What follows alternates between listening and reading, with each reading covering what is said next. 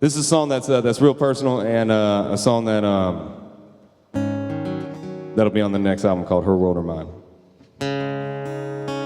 My family had a band growing up, and nobody in my family really wrote songs. But I do remember my dad would buy me CDs, and for whatever reason, I would go through the pack. That was the first thing I did before I even put the CD in the truck, was go through the liner notes. And I'd always go and see these names underneath the titles of the songs. And then I started seeing a consistency through these songs that I liked, and I kept seeing this guy's name, C. Beathard. And I'd see Jay Steele, and it was all these songs that I was obsessed with as a kid, and I loved.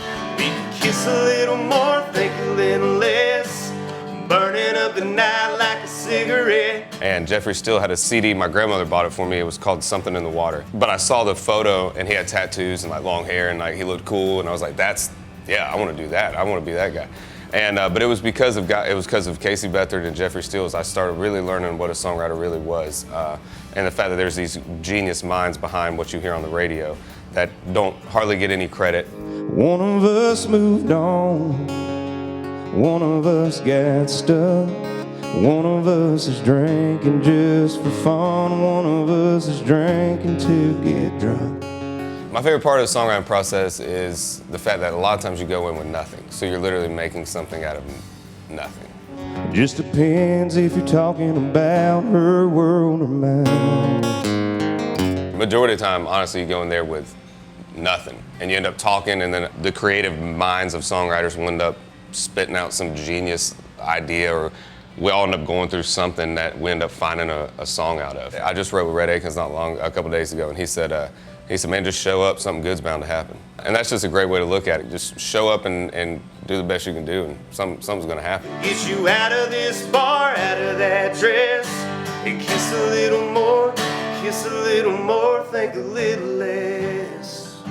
And then what's even better is when you write that song and that feeling after where you know you got something. You got something kind of cool and special. It's not every song you write's a hit, not every song you write's gonna be great, but it leads you to the next one. Every song you write makes you better. It makes you better than you were the day before you wrote that song, because you're constantly thinking, trying to evolve yourself as a songwriter.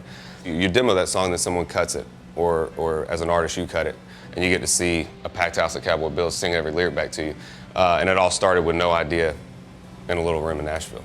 Ain't gotta go home, but we gotta get gone, 'cause we've already waited way too long to kiss a little more.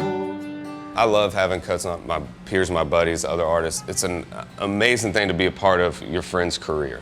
Being on stage celebrating a #1 and knowing that I couldn't be where I'm at without them, and they couldn't be where they're at without me, was just one of the most amazing things. And seeing the fact that these songwriters move to town with hopes that someone will cut their songs, and if we don't cut their songs, then they don't get that chance, and those songs never get heard. And so that's why I always open up to the songwriting community in Nashville whenever I make a record, because I write as much as I can, and I write for my record, but there's the best songwriters in the world in Nashville, and it'd be a crime for their songs not to be heard. Thank y'all so much.